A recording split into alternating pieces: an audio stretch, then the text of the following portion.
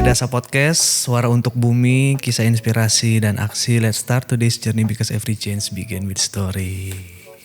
Tahan dulu dong kita. Nah teman-teman, ini Insight Dasa episode ke-10. Sekali ini kita bersama Fernandes Ngariswara Fitsiasadana. Oh, panjang banget namanya. Mas Nandes. Di Dasa itu saat ini masih menjabat sebagai Deputy Head of Biodiversity Dasa. Ya. Selamat datang Mas Nandes. Terima kasih. Aku manggilnya Nandes saja ya, Mas ya. Nandes saja ya. Siap. Karena namanya panjang. Tapi apa tahu artinya nggak Mas dari Fernandes Ngariswara Fitsiasadana nih? Wah, kalau dari nama sih sebetulnya nama saya tuh cuma ada 2 kata paling awal tuh. Fernandes dan Ngariswara. Fitsiasadana itu sendiri, Fitsia merupakan singkatan dari nama orang tua saya. Oke. Ya, David Fridensia, dan sedangkan Sadana itu nama kakek saya sendiri.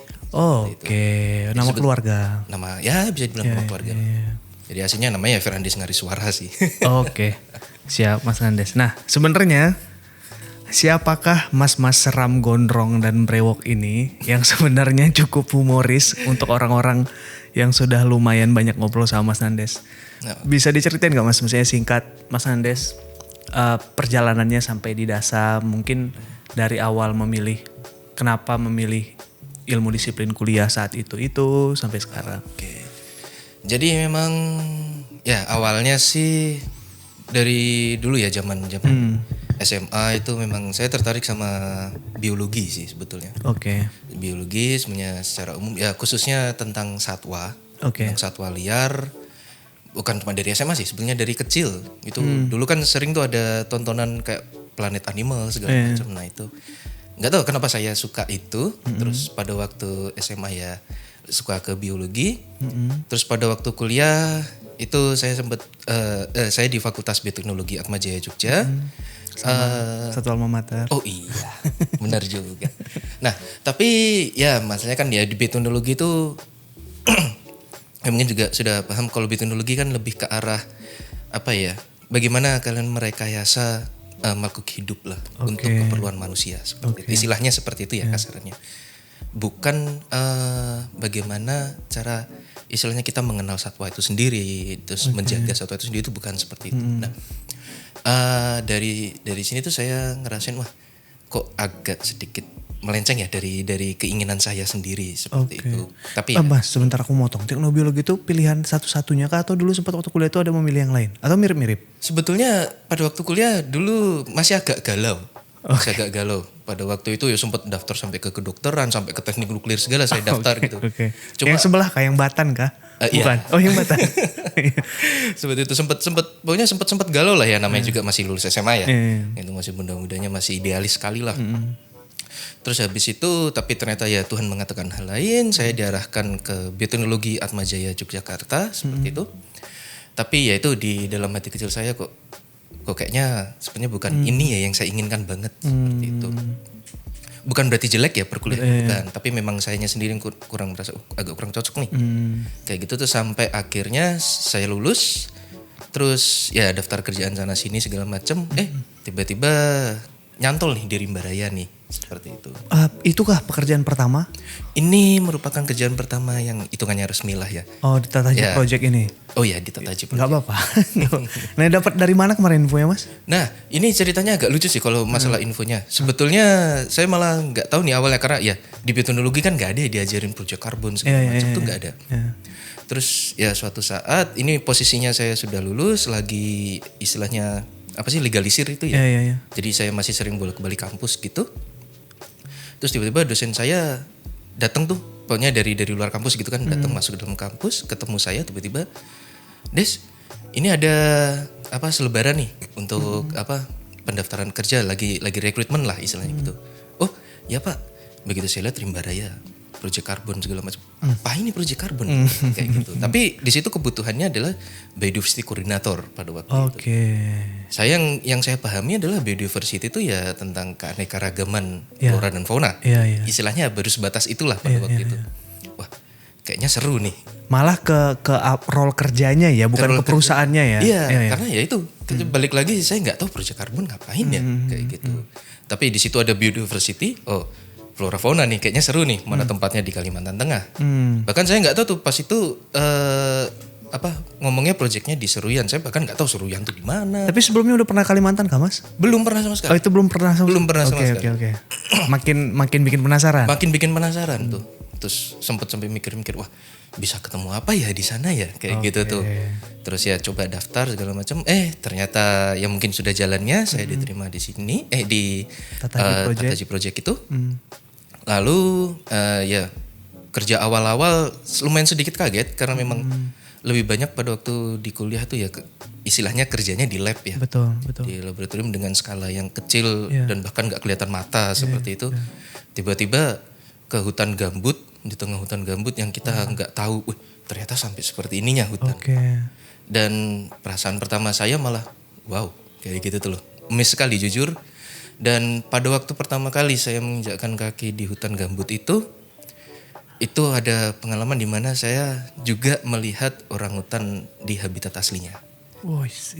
Itu menurut saya udah wow sekali, udah ya merupakan satu berkah tersendiri ya, karena ya namanya kalau mamalia ya semakin kesini saya juga semakin paham bahwa mamalia itu termasuk spesies kriptik ya.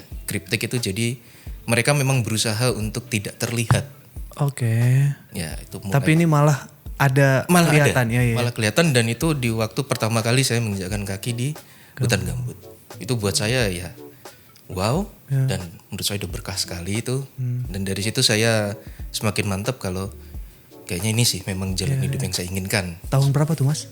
2014. Berarti itu iyalah awal-awal banget ya. Awal-awal sekali itu. Awal-awal sekali itu ya. 2014. Nah,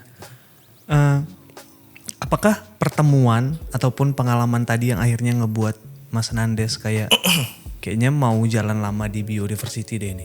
Atau ada aspek lain setelah berjalan? Itu sih yang pertama, alasan pertama. Terus yang berikutnya ya dengan ini ya, dengan istilahnya bukan tuntutan sih, tapi alur pekerjaan itu ya juga semakin lama. Oh ini ternyata biodiversity itu nggak cuma bisa dibilang nggak cuma tentang flora dan fauna kayak gitu tuh loh.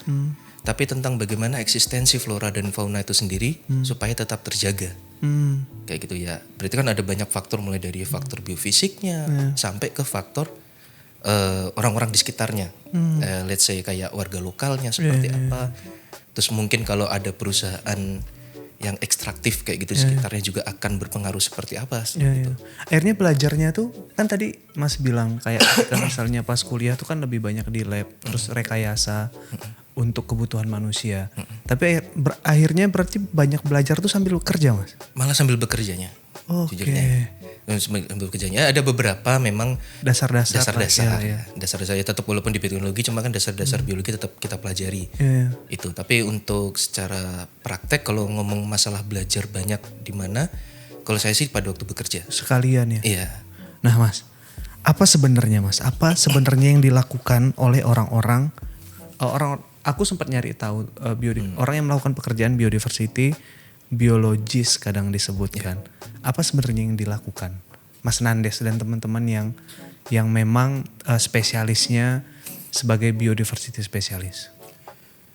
Intinya sebetulnya itu adalah pendataan dari flora fauna apa aja yang ada di sana. Seperti itu, flora faunanya ya kalau flora kan otomatis vegetasi seperti pohon jenis apa aja yang ada di sana, atau mungkin anggrek segala macam.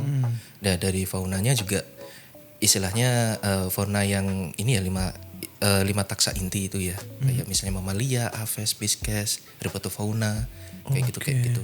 Nah, dari semua pendataan itu kita lakukan itu kan secara tahunan ya. Secara tahunan, terus biasanya nanti kita bandingkan per tahun.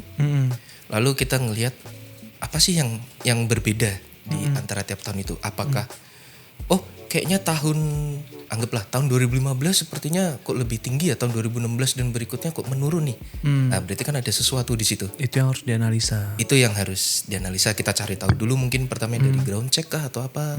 Mungkin ada gangguan manusia yang lebih masuk ke dalam atau gimana sehingga ya istilahnya fauna tersebut istilahnya minggir dari situ. Itu bisa terjadi. Untuk hal seperti itu. Mana yang paling susah Mas dari 5 tadi yang Mas bilang tadi tuh? Cara yang dipakai untuk mendata 5 apa nyebutnya 5 tadi? 5 taksa sih. Taksa tadi tuh mana yang paling susah? Kalau paling susah sih sebetulnya malah mamalia sih. Oke. Kalau saya ya. Ya. Karena pada dasarnya perjumpaan langsung tuh kayak hampir tidak mungkin sih. Bisa dibilang sebetulnya karena sangat jarang Yang sekali. tadi awal Mas Nandes bilang ya. Itu ya. Saya nggak tahu sih penyebabnya apa kriptik itu, karena memang mungkin ada yang dari kecerdasan mereka kan memang lebih tinggi daripada taksa lainnya ya. Iya. Mungkin dari situ juga bisa dari morfologi mereka yang istilahnya warna bulunya tuh bisa nyaru gitu sama. Tuh seperti itu. Tapi apakah harus pertemuan langsung untuk mendata itu? Atau ada cara lain yang bisa kita bilang oh iya ini ada sudah terdata tapi walaupun tidak dengan pertemuan langsung? Sebetulnya ada. Apa tuh Mas? Dari jejak aja. Jejak itu bisa dari mungkin bekas cakaran, bekas makan, atau mungkin mohon maaf ya kotoran kayak gitu. Sarang itu juga bisa. Berarti itu udah checklist tuh kalau ada itu di area, berarti sudah terdata dia ada. Dia ada. Oke. Nah ini teman-teman mungkin ada dengar bunyi kercing-kercing, ini sedang hujan di sini ya, bukan karena apa-apa gitu. Nah, terus Mas, kenapa penting sekali?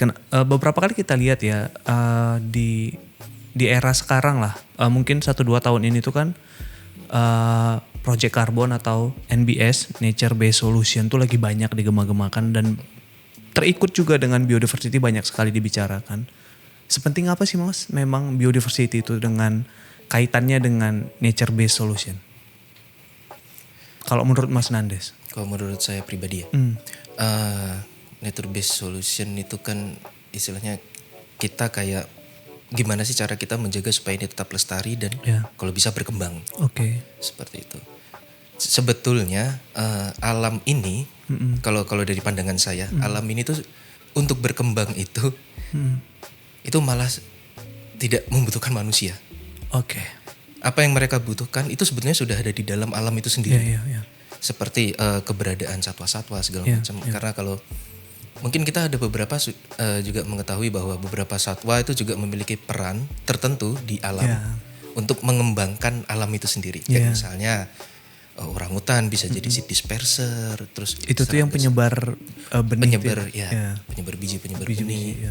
Lalu beberapa jenis serangga itu juga sebagai polinator atau istilahnya penyerbuk. Seperti itu. Nah, sebenarnya ya itu balik lagi alam tuh sebenarnya nggak butuh manusia untuk berkembang dan sustain. Dia sudah berjalan otomatis. Nah, kenapa kok sekarang butuh manusia? Karena kita yang rusak alam tersebut. Betul, kita kayak gitu. Jadi gimana caranya kita sekarang buat ngembaliin itu supaya sustain lagi. Nah, supaya kita tahu lah istilahnya di mana sih rusaknya. Nah, itu dari biodiversity monitoring salah satunya. Jadi ya itu balik lagi karena kita mendata itu tiap tahun. Kita jadi tahu bahwa oh, yang kurang tuh ini, yang kurang di daerah sini, kayak gitu. Yang kurang apanya, kayak gitu. Dari situ kita bisa tahu. Berarti sebenarnya kalau misalnya dari data tadi tuh, di 5 tahun yang lalu tuh, misalnya orangutan populasinya, kita nyebut jiwanya ada beberapa jiwa gitu, tiba-tiba kurang. Berarti kita bisa cross check apakah ada lahan yang rusak kah atau degradasi atau aktivitas manusia. Betul sekali. Berarti dia bisa jadi alarm yang kuat lah ya sebenarnya. Bisa menjadi gitu. Akhirnya ketika itu tahu, program-program yang dibuat pun akhirnya lumayan lebih tepat. Iya, betul sekali. Mas. Nah, tadi Mas Nandes ada nyinggung sedikit.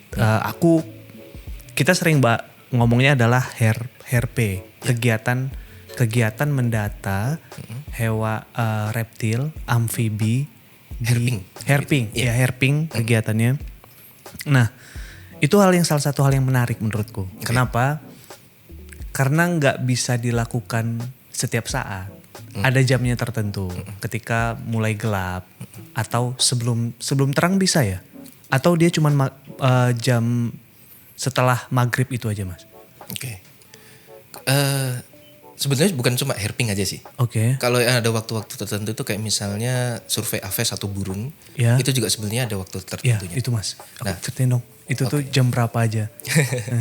Jadi yang pertama herping dulu ya. Kalau herping itu kan kita menyesuaikan perilaku herpetofauna secara umum. Secara umum. Karena mereka dasarnya kan berdarah dingin. Dengan artian mereka tidak bisa mengatur suhu tubuh mereka sendiri. Mereka butuh matahari kayak gitu. Jadi ya dengan kata lain kita akan melakukan hairping itu pada waktu matahari muncul. Tapi bukan berarti pas matahari di atasnya nih. Kayak gitu. Karena kalau ya di atasnya manusia aja kepanasan kayak gitu. Nah, jadi biasanya dilakukan di pagi hari itu pada waktu itu udah mulai muncul mataharinya. Dan juga pada waktu malam hari tapi nggak tengah malam juga, tapi agak malam lah. Mungkin sekitar jam 7 sampai jam setelah 9. Matahari mulai hilang lah ya. Iya. Atau sudah hilang? Lebih tepatnya sudah hilang. Sudah hilang, Sudah hilang. Nah, kalau itu lebih ke arah beberapa herpetofauna itu juga lebih sering munculnya pada waktu malam atau nokturnal ya.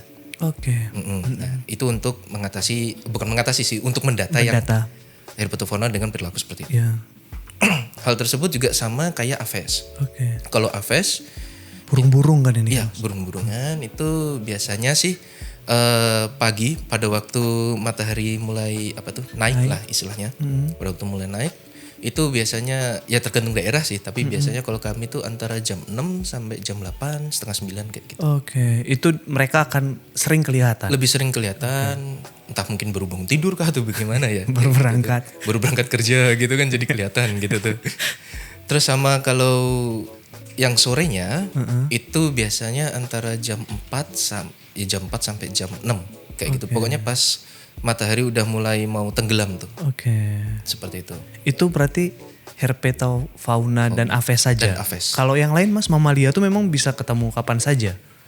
Kalau mamalia yaitu karena sulit dilihat. Biasanya sih kalau kami ngedata ya istilahnya sepanjang jam kerja kami aja. Gitu.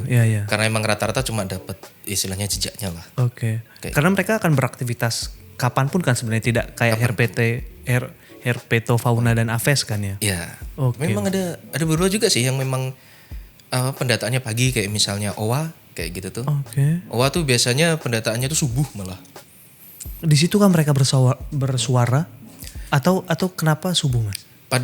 Karena pada waktu subuh mereka biasanya kan ada morning call atau pada waktu bersuara sih, pada waktu bersuara, dan dengan suaranya itu kita bisa istilahnya mengestimasi lah jumlahnya berapa. Karena mereka nyautan. Biasanya sih seperti itu. Biasanya nyautan. Dan kalaupun ada satu ya kita bisa hitung itu sebagai satu aja kayak gitu kan. Tapi biasanya kalau mereka banyak, ramean, biasanya mereka saut-sautan.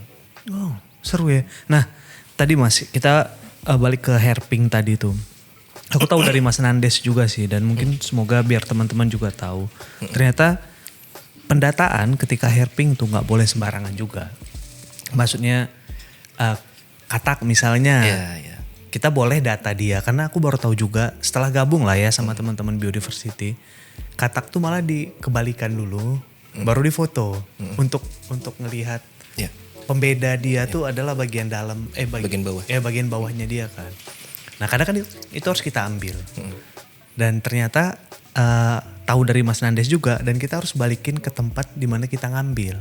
Nah itu mungkin salah satu SOP tidak tertulis lah ya, atau apakah itu tertulis? Nah terus maksudnya itu apa SOP-nya? Apa yang harus dilakukan dan yang gak boleh dilakukan ternyata ketika hairping? Itu lebih ke kepercayaan sih ya. Kepercayaan saya sendiri, dan kebetulan dengar juga beberapa bisa dibilang mitos lah. Ya urban legend lah. Kayak gitu. Bahwa ya herpetofauna, khususnya nih herpetofauna. Amfibi dan reptil lah ya. Amfibi dan reptil. Itu kalau misalnya kita butuh untuk melakukan pengukuran di bagian samping sini atau bagian bawah. Ya it's okay kalau kita mau ngukur itu, anggaplah istilahnya kita pegang, kita balikan kayak gitu. Terus kita lakukan foto segala macam. Kalau bisa dikembalikan lagi. Gak boleh berarti dibawa pulang di foto di tempat yang terang gitu? Nah terkadang kan untuk beberapa kasus untuk penelitian terkadang kan seperti itu ya. Iya. Cuma yaitu dari urban legend itu mengatakan bahwa khususnya herpetofauna nih ya, khusus untuk kelompok ini itu kalau bisa dikembalikan lagi. Soalnya kalau kita bawa dan kita pindahkan itu biasanya ada suatu kesialan yang bisa mengikuti. Mungkin kayak kita lah ya Mas ya. Misalnya kita mau didata orang, tapi tukang sensusnya ngebawa kita pergi, terus ditinggalin gitu. Setelah didata ya kan gak enak juga lah. Cuma memang Ya, it's okay sih, maksudnya kalau misalnya itu sudah dinilai aman dan it's okay, nggak apa-apa ya, silakan dibawa segala macam, foto di tempat lain yang lebih terang. Tapi ada baiknya langsung didata di tempat ya. Langsung didata di tempat seperti itu. Nah, Mas juga bilang, aku nggak tahu nih urban legend juga atau enggak ya Mas ya, karena kita sempat ada ini hal yang hal yang nggak bisa dihindari dan kemarin itu di beberapa kali project yang sempat kita lakukan tahun lalu lah kayaknya tuh, ya tahun lalu lah kita sebut, ada teman kita, tim kita yang dipatok ular. Oh, Kan itu memang nggak bisa dihindari kan Mas, karena kita di dalam hutan di tempatnya mereka. Dan warna mereka pun samar gitu. Kita melakukan kegiatan yang lain, terus mungkin mereka kaget atau segala macam. Hewan-hewan ini dipatok ular. Nah, Mas Nandes saat itu pernah bilang kalau dipatok tuh pilihannya dua, kita yang mati atau kalau bisa nih ketika setelah dipatok, kalau bisa si ularnya dibunuh gitu. Nah itu tuh apakah urban legend juga atau seperti apa Mas? Masih urban legend itu juga. Iya, jadi memang di mitos itu ya jujur aja saya nggak tahu benar atau salahnya. Ya. Tapi memang katanya sih begitu, bahwa ya khususnya herpetofauna atau mungkin bahkan ada beberapa urban legend yang ngomong kalau ini juga berlaku pada beberapa apex predator gitu ya. Apa contohnya Mas? Apex predator kayak misalnya Langka. macan. Apex. Ya, jadi predator yang paling tinggi lah istilahnya. Oke. Di situ itu ya di urban legend tersebut ya mengatakan bahwa kalau nih misalnya hewan-hewan tersebut sudah pernah merasakan darah manusia, ya langkah satu-satunya adalah kita harus ya bisa dibilang musnahkan hewan tersebut, karena kalau enggak hewan tersebut akan udah pernah ngerasain darah manusia nih, udah tahu ya dia nyari terus. Iya. Gitu. Cuma ya balik lagi urban legend dan kita juga perlu ingat bahwa rata-rata apex predator ini kan dilindungi ya. Betul. Kayak gitu. Itu dilemanya buat kita. Dilemanya. Pekerjaan kita kan memang harus ngelindungin mereka juga gitu kan Mas. Dan aku pernah pertama kali Mas, aku lupa nih ya. Pertama kali sepertinya ke Tataji Project dengan rasa penasaran yang sama kayak Mas Nandes pertama kali. Kan itu Tataji Project udah settle lah ya. Saat itu atau aku datang 2021 kah kalau nggak salah. Terus kekhawatiranku adalah ada buaya nggak, ada ular nggak, ada hewan-hewan yang mungkin beresiko yang nggak pernah aku temui selama ini gitu segala macam. Terus kalau nggak salah Mas Nandes yang bilang saat itu, tenang aja, kalau sebenarnya di hutan yang beneran hutan, mereka tuh nggak akan pernah nunjukin diri, sama sekali nggak akan pernah nunjukin diri. Dan terbukti waktu aku pertama kali datang ke Rimba Raya dengan ke Tataji Project dengan kondisi saat itu lagi banjir. Ketika banjir kan berarti air tuh tinggi, chestnya kita tuh kan dekat sama pohon-pohon kan Mas. Kan itu kan kita nunduk-nunduk tuh. Dalam hatiku pertama kali ngeliat itu, aduh ini ada ular dipatok gampang banget. Ternyata memang nggak ada ya. Ternyata nggak ada sama sekali. Selain mereka nyaru dan memang nggak ada nggak ada mereka nggak ada reaksi apapun kalau kita lewat gitu tuh. Ternyata seperti itu. Dan itu memang ya itu yang saya rasakan juga. Dan satu lagi memang karena mungkin niat sih ya. Oh ya.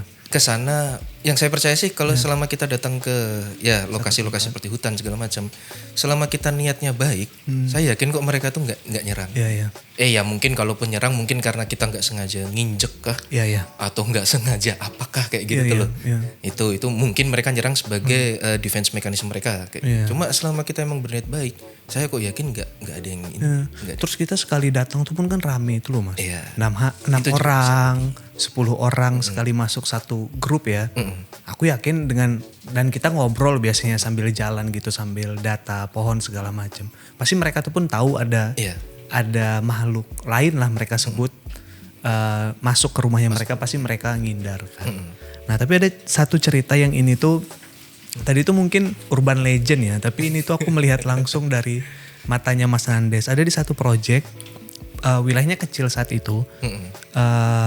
Kita mendata hewan, tapi bagusnya di situ kemarin tuh banyak hewannya Mas ya. Iya Itu anehnya itu banyak hewannya. Ada satu hari kita ngedata hewan, saat ngedata burung aves, terus nyariin, Dan itu kan terbuka ya, lahan tuh terbuka panas-panasan, kita jalan, aduh ini nggak dapat, yang dapat malah simpai segala macam kan. Terus akhirnya muncullah elang.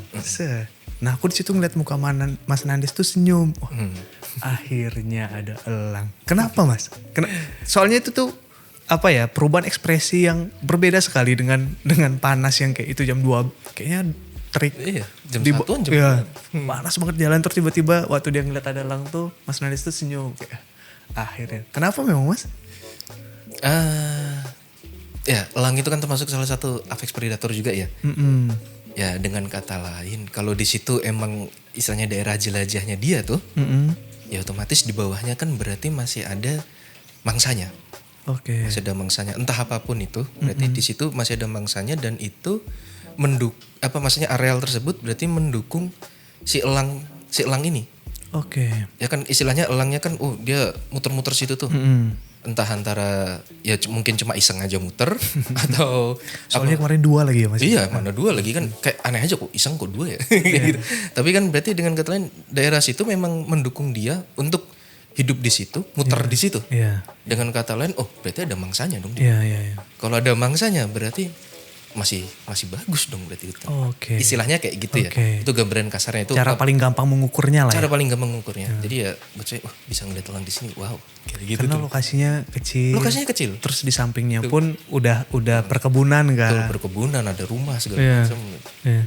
Nah, terus itu di project di Dasa ya, ada kita datang. Ini di Tataji dulu sebelumnya. Ini sebenarnya cerita sangat internal.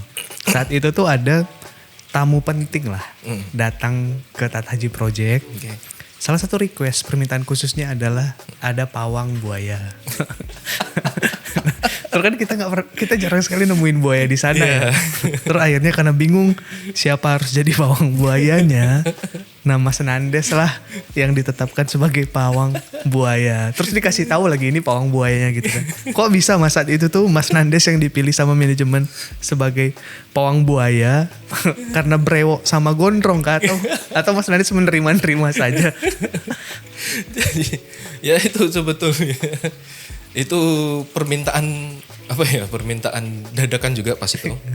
Karena itu tadi tamu sangat penting. Permintaan dadakan, acaranya pagi mintanya malam. Oke. Kami juga siapa ini pawang buaya kalau kayak gitu. Dan ya istilahnya orang biodiversity di situ pada waktu itu yang mereka lihat cuma tinggal saya gitu. Terus ya udahlah Nandes aja lah gitu. yang paham hewan. Iya, yang paham hewan cuma saya. Ya udahlah Nandes aja kayak gitu. Tapi memang di sana tuh kenapa nggak ada buaya Mas ya? Atau ada kah selama Mas Nandes ngedata di sana? Kalau selama saya ngedata di sana itu nggak ada. Sama sekali nggak ada. Kalau dekat muara kan? Dekat muara dan sungainya besar juga. Cuma itu saya nggak pernah nemu ataupun mendapat laporan bahwa di situ ada buaya. Tapi dulu memang itu habitatnya. Harusnya secara ekosistem harusnya ada Mas. Secara ekosistem sih ada. Harusnya ada ya. Secara ekosistem. Maksudnya kita menerka-nerka lah nih. Harusnya ada ya. Harusnya ada ya beberapa kayak misalnya penandanya ya. Penandanya tuh kayak tumbuhan bakung, terus ada pohon. Ya saya nggak tahu sih nama lokalnya benar atau enggak, cuma katanya pohonnya namanya bungur kah atau apa kayak gitu. Itu juga bisa jadi sarangnya mereka di bawahnya itu di daerah akarnya gitu tuh. Nah itu tuh ada di pinggir-pinggir sungai tuh banyak ada. Lah ya kita banyak sering temui ya. Nah tapi ya itu kasusnya kok nggak ada. Kalau saya pikir sih karena di situ kan desa-desa juga udah hampir merata ya. Di sepanjang proyek Tataji itu, itu hampir merata di mana-mana ada dan setiap hari itu selalu ada aktivitas. Mulai dari longboat yang setiap hari lewat bolak-balik. Udah jadi kayak jalan umum lah ya. Jadi kayak jalan umum kayak gitu. Belum lagi ya warga di situ nangkep ikan juga di situ kan. Itu kok menurut saya ya ini berarti penyebabnya. Iya, betul. Karena iya sih, itu tuh sepanjang sungai itu kita kemana-mana tuh ya lewat sungai itu gitu tuh loh. Nah mungkin aktivitas yang sangat sering itu yang buat ya Mas ya. Iya. Nah tapi Mas, selama di Tataji Project ataupun di Dasa, mungkin waktu paling lama Mas Nandes di Tataji Project lah ya. Iya. Berapa berarti itu? 2024? Hampir 10 tahun. Hampir 10 tahun paling banyak. Berarti pengalaman juga paling banyak di sana. Adakah yang paling lucu, paling absurd atau yang yang Mas Nandes ingat sampai sekarang dari perjalanan pekerjaan Mas Nandes 10 tahun di Tataji Project dan di Dasa? Karena di Dasa pun ada berapa kali Mas Nandes ikut ke lapangan kan untuk pendataan kan? Kalau ditanya paling absurd sih, sebenarnya setiap kali saya ke lapangan tuh absurd sih. Selalu ada aja pengalaman absurdnya itu. Apalagi sama teman-teman dari Seruyan ya. Itu mereka kocak-kocak seru-seru. Jadi ya yang harusnya tidak terjadi jadi terjadi. memang absurd sih. Adakah banyak sih. Apa Mas? Tapi kalau spesifik lah satu. Tapi yang mungkin itu bisa terjadi gara-gara pekerjaan ya. Maksudnya kan Mas Nandes mendata flora dan fauna gitu. Mungkin nggak absurdnya itu nggak ditemukan sama teman-teman sosial, nggak ditemukan sama teman-teman yang lain. Apa ya? Saya juga bingung sih jawabnya. Soalnya pengalaman udah sering. Tapi paling lama menginap di dalam hutan. Mandah mungkin kita nyebutnya. Ya, Mandah ya. Mandah itu. Pernah paling lama berapa hari Mas? Saya 4 malam. 5 hari 4 malam gitu. Tapi jadi kayak keluar masuk kayak gitu. Jadi sampai 3 kalian pas itu tuh. 4 malam kayak gitu di 3 lokasi berbeda. Ya, itu sih paling lama. Dari Mas Nandes juga aku tahu ternyata nggak boleh lebih dari 4 malam ya. Bisa gila kan orang katanya. Kalau Mandah. Ya kalau saya sih ya ngerasanya sih seperti itu karena ya itu setelah 4 malam keluar ngelihat sapi aja cantik kayak gitu. Nah tapi Mas, selama perjalanan mendata, adakah hewan, kita khususnya hewan lah ya, yang Mas Nandes tuh pengen banget bisa ketemu dia, tapi sampai sekarang tuh belum? Ada nggak spesifik? Kalau dari saya pribadi sih, itu ada sih satu sih. Terus sebenarnya kita bisa aja sih nemuin itu di Ragunan atau di mana. Tapi kan ini kita pengen lihat di rumah dia kan. Itu. Yang saya paling pengen lihat banget itu malah binturong. Apa binturong Mas? Sorry aku. Nah, itu termasuk kelompok musang-musangan. Tetapi kok dari bentukannya itu campuran. Jadi kayak hybrid. Maaf, jadi, aku takut salah ngomong. Jadi emang unik. Nah, di sini nih uniknya sih. Jadi memang bentuknya sebagai seekor musang, bukan musang ya. Ya hampir seperti musang. Itu tuh lebih menyerupai bagian paunya itu hampir kayak beruang. Pau itu apa ekor? Bagian ini apa? Tangan. Telapaknya. Telapak tangan. Itu hampir kayak beruang dan ekornya itu gendut banget. Jadi kayak full lah. Full. Terus tapi mukanya musang. Berarti dia nggak gede-gede banget? Dia nggak begitu gede. Panjangnya nggak sampai 1 meter nggak? Oh kalau sama ekornya nyampe lebih. Okay. Nyampe lebih. Nah tapi ya itu jadi kayak kalau dari total panjang ya sampai ekor sebagian besar tuh ekor. Kayak gitu tuh. Jadi ekornya gede banget. Terus gendut banget kayak gitu tuh. Tapi warnanya cuma hitam, kadang kecampur abu-abu dikit lah. Di Tataji Project sempatkah terdata itu walaupun tidak pernah ketemu? Sempat terdata 2 kali malah lewat kamera trap. Oke. Itu dan itu jujur saya belum pernah ngelihat langsung ya. Iya. Saya penasaran sih maksudnya. Ini hewan apaan dah? Bentuknya nyampur kayak gitu tuh loh. Tapi unik kayak gitu tuh. Itu yang bikin dia unik gitu. Nah Mas, perjalanan di Tataji Project hampir 10 tahun mungkin di Dasa umurnya pun masih 2 tahunan kan. Dan Mas Nandes pun bisa dibilang dari awal Dasa tuh sudah terlibat lah, maksudnya udah tahu lah di masa transisi itu. Nah, apa pelajaran paling besar menurut Mas Nandes yang akhirnya bisa dibawa dari Tataji Project ke Dasa? Karena kita mengerjakan seperti pekerjaan yang sama, tapi sebenarnya kan beda kan. Kalau Tataji Project kita sebagai yang operate, sedangkan di Dasa kan kita bukan yang operate, kita yang ngasih suggest gitu. Nah apa akhirnya yang bisa dibawa dari Tataji Project ke Dasa Mas? Kalau saya sih ya, kalau saya pribadi apa yang saya lakukan di Tataji Project itu kan istilahnya sudah lengkap. Yeah. Itu yang saya jadikan istilahnya batu dasarnya itu. Nah, tapi pada aku sampai di Dasa, kita kan ngurus beberapa project kayak gitu dan itu beda-beda dengan landscape-nya yang kondisi lingkungan yang beda-beda kayak gitu tuh. Nah, yang batu tadi itu tetap saya bawa, tapi selama di Dasa itu coba saya ukir dalam bentuk yang beda-beda. Oke. Tapi batunya tetap sama. Kayak gitu tuh. Kayak misalnya ke project A, oke diukir A. Project B diukir B. Kayak gitu. Tapi tetap untuk dasarnya ya sekaligus saya juga bersyukur sekali karena saya bisa istilahnya dapat batu yang seperti itu dari Tataji Project. Karena itu bisa saya ukir sebebas itu kayak gitu. Itu sih. Nah, dari kita survei ke lapangan yang dari DASA ya Mas ya. Setauku Mas Nandes tuh cuman gak ikut satu doang yang di Kalimantan Tengah. Iya. Iya kan? Yang dari awal dulu yang Kalimantan Utara Mas Nandes ikut. Masih ikut. Sumatera Selatan juga yang pertama kali dulu ikut juga kan Mas Nandes? yang saya nggak ikut. Oh itu nggak ikut. Berarti dua lah yang nggak ikut. Ya. Dua nggak ikut. Nah dari semua perjalanan ke lapangan kan itu beda ya dengan modelannya Tataji Project. Mungkin mirip-mirip, tapi setiap ekosistem pasti beda, setiap tempat pasti beda gitu. Mana yang paling menarik Mas? Yang paling menarik, jujur yang terakhir.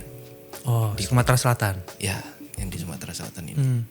Itu lokasinya karena hampir sama dengan Tataji Project. Oke. Lokasinya hampir sama dengan kondisi hutan yang hampir sama, banjirnya pun sama. Semuanya. Seberenang. Sekuat-kuatnya berenang lah pokoknya.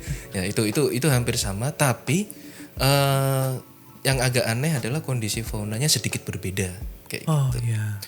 Ya, tapi Apa secara yang membedakan Mas? ya mungkin karena persebaran karena udah beda pulau juga ya. Iya. Jadi memang jenisnya beda dan saya nggak tahu kenapa kok di sini kok agak lebih sedikit sih kayak gitu. Tapi mungkin ya itu lebih karena saya baru datang ke situ satu kali ya. Saya belum melakukan monitoring mendalam kayak di Betul. Tataji Project. Betul. Seperti itu. Cuma ya itu. Kalau saya pribadi sih kalau masalah hal kayak gitu tuh saya kayak ada mengandalkan kayak apa ya, kayak vibes lah. Kayak gitu. Jadi saya tahu kalau misalnya pada waktu di Tataji Project vibes-nya kayak gini. Nah, dari semua project yang udah pernah saya datengin yang vibes-nya hampir sama, itu cuma yang di Sumatera Selatan ini. Yang sebelum ini ya. Ya.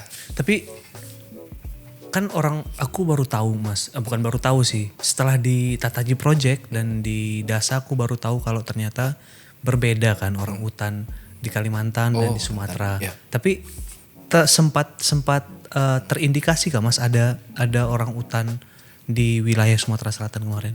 Kalau orang hutan nggak ada. Oh nggak ada, di tempat yang kemarin nggak ada? Nggak ada. Kalau orang hutan memang kalau untuk persebarannya kan lebih ke arah Sumatera Tengah, agak tengah ke utara ya. Jadi kalau memang di selatan memang nggak ada sih. Oke. Tapi kalau yang harimau yang mereka sebut datuk tuh, penandanya ada Mas? Waktu kemarin. Walaupun singkat ya waktunya kemarin ya. Ya kebetulan kalau kemarin pas kami ke lapangan itu kami nggak nemu sih. Mau dari jejak, mau dari kotoran. Memang nggak menemukan dan soalnya airnya tinggi juga. Nah itu kasusnya dan juga kayaknya memang kalau harimau kan kayaknya apa ya, kalau gambut dalam dan banjir tuh mereka juga males sih. Iya, pasti mereka yang lebih terbuka ya. Lebih agak sedikit terbuka atau mungkin hutan mineral lah. Iya. Nah, setelah kan Mas Nandes tuh sebenarnya kalau dari pertama kali aku ketemu ya di Tataji Project, berbeda sekali melihat Mas Nandes di meja dalam kantor dengan di lapangan. Vibe, kalau tadi ngomongin vibes-nya beda lah. Maksudnya kayak karena aku pertama kali nyobain ke lapangan bareng sama Mas Nandes malah di DASA. Di Tataji Project tuh kita nggak pernah punya kesempatan yang sama bareng-bareng gitu. Nah beda sekali rasanya. Nah tapi di DASA sepertinya tuntutannya lebih banyak di meja. Iya kan, mengerjakan laporan segala macam, dan tim-timnya Mas Nandes pun yang support itu masih muda-muda banget. Masih muda-muda banget yang mungkin mereka tuh pun dapat experience yang berbeda sekali setelah di sini ikut ke lapangan. Oh ternyata ada kayak gini, kayak kemarin Mihdad. Dia nengok cakaran beruang tuh dia kayak akhirnya aku melihat langsung gitu. Nah, apa yang jadi tantangan paling besar Mas di DASA ini, karena bekerja tuh lebih banyak di meja dan teman-teman tim yang support pun masih sangat-sangat muda, mungkin antusiasnya tinggi, tapi apa yang jadi tantangan buat Mas Nandes? Kalau saya sih tantangan ya. Tantangannya ya itu sih, harus mengukir batu itu tadi. Mengukir batu dan dengan tim yang istilahnya untuk pengalaman lapangan masih sedikit kurang ya. Itu kalau dulu di Tata Haji Project kan pengalaman lapangan mah udah hari-hari mereka kesana kayak gitu tuh. Kalau yang di sini kan enggak kayak gitu. Itu sih jadi mengukirnya sedikit ya meraba-raba juga kayak gitu, sambil meraba-raba mengukir pelan-pelan kayak gitu. Cuma saya yakin sih kalau ya dengan antusiasme, semangat dan darah muda itu tadi sih, saya yakin mereka bisa jadi mungkin biologis yang lebih bagus daripada saya kayak gitu. Karena ya itu maksudnya jarang ya ada anak muda yang masih muda kayak gitu tuh loh, dan terus tiba-tiba ingin menyemplungkan dirinya ke konservasi kayak gitu tuh, itu jarang. Jarang. Tuh. Apalagi di sini tuh mengukirnya tadi tuh dengan teman-teman yang mungkin baru pertama kali ke lapangan, ditambah lagi ada waktunya, ada durasi waktunya, harus berapa lama, harus bisa cepat-cepat hasil ukirannya selesai. Ya itu sih tantangannya itu sih, cuma ya itu tetap aja sih, tapi saya yakin nanti seiring dengan waktu itu semua akan membaik dan mungkin bahkan bisa jauh lebih baik daripada saya sendiri malah. Amin. Nah, kan Mas Nandes ini sekarang sebenarnya teman-teman, Mas Nandes ini sedang lanjut studinya di IPB. Nah, Mas kuliah juga iya, ke lapangan juga iya. Ke lapangan tuh kan nggak bisa sambil nulis laporan kan, Mas. Betul. Nah, di sini di kantor nulis laporan juga atau menyiapkan perjalanan-perjalanan juga yang khususnya di bio. Kenapa Mas Nandes tetap semangat untuk lanjut studi? Kenapa akhirnya kayaknya harus lanjut nih gitu? Apakah alma mater kita tidak sekuat itu? Alasannya sebenarnya bukan itu, bro. Aman. Ya, jadi memang kalau saya sendiri sih ngerasa ya, memang dalam pekerjaan tuh saya belajar banyak. Tapi belajar itu kan hanya dari praktek. Dalam artian kita mendapatkan banyak hal nih, A, B, C sampai Z kayak gitu tuh. Tapi kayak untuk istilahnya menyusun itu menjadi sebuah kata, itu kadang bisa aja A sampai Z kita susun ibu kayak gitu, atau kita susun budi kayak gitu tuh. Tapi apakah benar itu yang dibutuhkan? Kayak gitu tuh loh. Nah, oleh karena itu saya mikir, saya butuh kuliah itu untuk supaya apa yang pernah saya pelajari ini itu saya susun jadi apa. Kayak gitu. Jadi saya tahu yang benernya tuh kayak apa sih kayak gitu tuh. Memang secara praktek kita banyak informasi nih masuk nih. Cuman kita nggak tahu gimana istilahnya ngolah informasi tersebut jadi yang paling benernya, atau jangan-jangan yang ini informasinya salah, yang ini informasinya benar kayak gitu. Lebih ke arah situ sih. Butuh itu lagi kan Mas, kayak teori yang menguatkan kayaknya tepat yang ini. Seperti tepat yang ini gitu, dengan kondisi mungkin akhirnya jadi lebih cepat ya untuk menentukan kayaknya ini dari data ini bisa langsung harusnya jadi sesuai yang dibutuhkan. Betul. Gitu. Nah, tapi selain yang itu Mas, adakah insight-insight yang didapat dari S2 nih yang kayaknya kan seingatku Mas Nandes itu ngelanjut studi itu di DASA kan? Atau di akhir Tata Haji Project di DASA ya? Di DASA. Nah, adakah yang bisa akhirnya langsung diterapin Mas? Sebenarnya sungguh sangat banyak sih sebetulnya.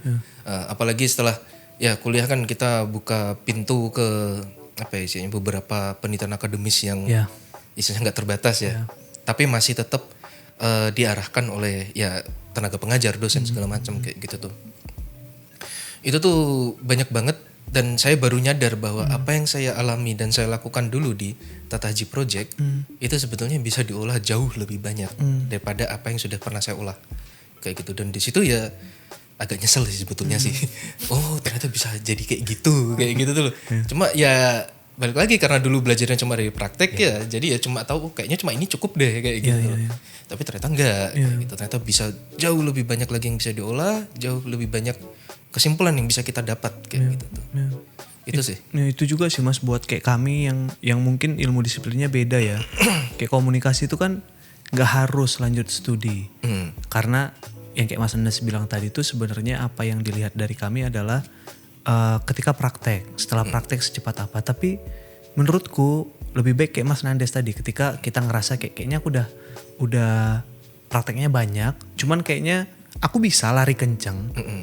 Tapi kayaknya aku butuh juga jalurnya yang tepat. Iya. Walaupun nggak harus kenceng, tapi aku bisa kesana dengan pelan pun nyampenya kesana. Nah itu kayaknya nanti kayaknya perlu deh. Tapi tunggu kapan dibutuhkannya gitu kan Mas. Nah pekerjaan Mas Nandes ini tuh sebenarnya aku yakin ya setiap anak kecil ketika nonton yang kayak Mas Nandes bilang tadi, kalau kita mau lihat ke belakang nonton tayangan hewan, flora, fauna, itu tuh pasti menarik buat mereka kan ngelihat itu. Oh ada tempat, ada hewan yang seperti ini, hidupnya seperti ini. Nah kadang itu tuh kan akhirnya ada di alam bawah sadar, terus mereka suka akhirnya dengan flora dan fauna. Nah sampai akhirnya mungkin ada juga orang yang kayaknya aku mau deh jadi orang yang bekerja sebagai biodiversity spesialis atau di konservasi. Mas Nandes sekarang bekerja sebagai itu gitu kan. Kalau misalnya nih ada yang nonton orang yang baru mau mulai nih Mas. Kayaknya dia punya ketertarikan tinggi, pengen bekerja profesional seperti Mas Nandes ataupun orang yang bekerja di bidang biodiversity. Apa yang Mas Nandes mau bilang?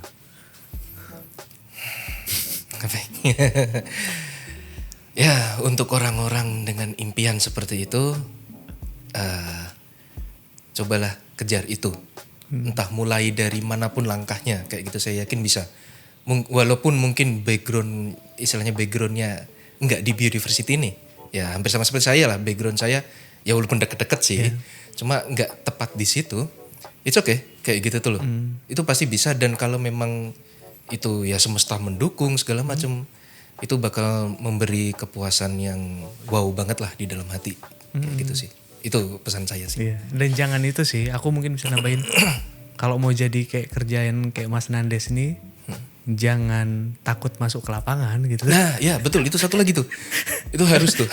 karena harus ke dalam dulu, iya, baru bisa ngerasain jangan banget takut ke kan. lapangan. Ya. Terus berani kotor tuh baik. Berani kotor baik. Capek, tidak nyaman betul, tapi setelah dibawa pulang hasilnya baru kayak akhirnya ketemu ini.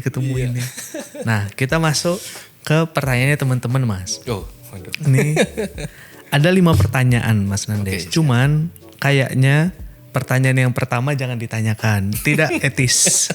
Ini pengembala domba nih tidak etis. Jadi kita skip pertanyaannya, nanti off the record aja aku tunjukin ke Mas Nandes. Walaupun sebenarnya kalau aku tanya sama Mas Nandes akan jawab aja. Cuman sepertinya tidak etis.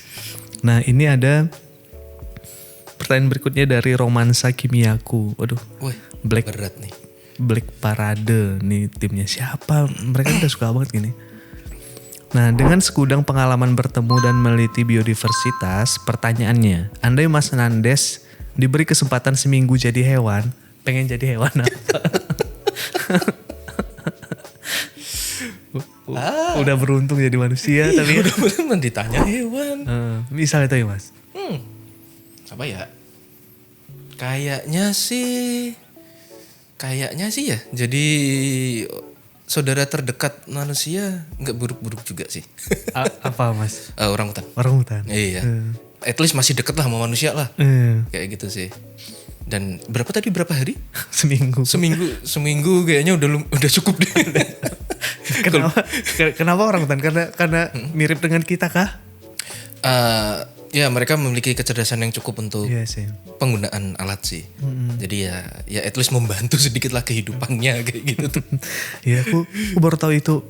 Ada cerita sih, aku gak tahu ini urban legend atau memang sempat terjadi. Ibu Berute pas ada cerita, aku dengar dari orang juga. Ternyata mereka tuh dengan melihat kita naik chest yang di dayung, terus mereka nyoba, mereka bisa ya. Mereka bisa, berarti memang sepinter itu ya. Memang sepinter itu. Sepinter itu. Nah, pertanyaan berikutnya Mas, dari Mikdan. Ini timnya Mas Nandes juga, Climate dan Biodiversity. Dia ngasih pertanyaan, tapi ini lebih menyuruh sih Mas. Menyuruh Mas Nandes.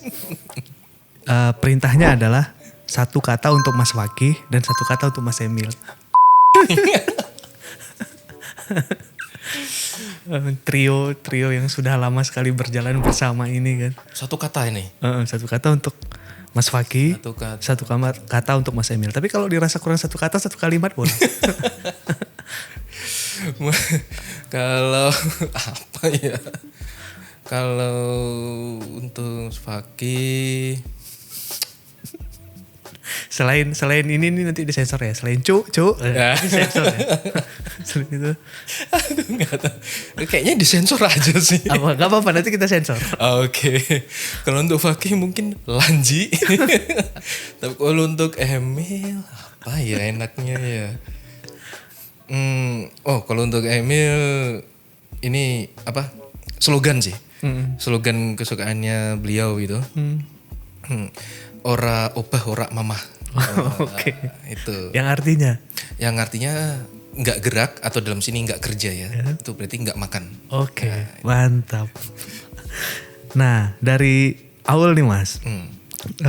Ini salah satu orang juga yang paling sering diganggu sama Mas Nandes. Makanya mungkin pertanyaannya juga agak aneh. Pertanyaan dia tuh gini. Mas, kalau jadi kodok, mau jadi kodok jenis apa? Kok ya jadi kodok lu? Aduh. Aku gak tahu lah semua jenis kodok juga hidupnya pinggir air gitu deh. Mau jadi apa? Apa pembedanya? Pembedanya cuma dia hidup di daerah mana udah itu aja. Tapi kalau boleh pilih. Apa ya? Kayaknya kodok bangkong aja deh. Udah. Apa kodok bangkong tuh Mas? Kodok bangkong, kodok paling umum yang ada di Indonesia itu menunjukkan bahwa adaptasinya berhasil deh itu aja. Oh, berarti paling pintar adaptasi. Oke. Nah, itu ya teman-teman, pertanyaan dari teman-teman. Nah, ini kita ke pertanyaan terakhir, Mas. Pertanyaan yang selalu aku tanyakan ke siapapun yang akhirnya kita ajak ngobrol di sini. Dasa tuh kan punya slogan. Punya satu kata yang kita artikan lebih panjang. Katanya itu adalah hope, yang kita artikan sebagai heal our planet Earth. Nah, Mas Nandes, masih adakah hope saat ini? Bebas ya, ini di pekerjaan, pribadi. Masih adakah hope saat ini Mas Nandes? Masih sangat ada. Masih sangat ada. Ya, secara kepanjangan maupun kependekan ya. Iya. Ya, kalau heal our planet Earth. Nah, kalau itu udah jelas ya, maksudnya salah satu tujuan saya ingin terjun ke biodiversity juga untuk itu. Iya. Dan sedangkan kalau hope-nya sendiri itu juga saya sih tetap berharap bahwa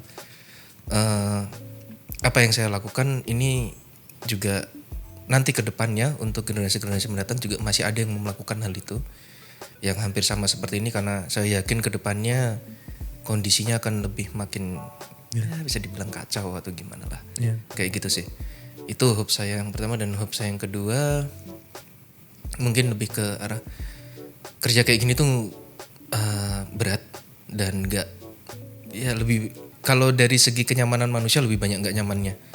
Kayak gitu. Tapi percaya deh kalau kerja kayak gini itu hasilnya nanti ada yang di paling akhirnya. Kayak gitu. Setuju. Saya yakin kok, nggak tahu kenapa pasti akan ada hasilnya. Kayak gitu tuh. Entah apapun itu, yang pasti itu akan menjadi lebih baik. Ya, setuju Mas, setuju banget. Ini pekerjaan yang nggak untuk semua orang, tapi sebenarnya semua orang bisa coba. Betul. Semua orang bisa coba asal dia mau. Dan aku setuju sama Mas Nandes tadi. Prosesnya berat, tapi akan ada hasilnya, walaupun mungkin hasilnya bukan kita yang ngerasain. Tapi akan ada hasilnya. Pasti akan ada hasilnya. Setuju. Itu juga berarti harapan terbesarnya Mas Nandes saat ini ada 2 tadi.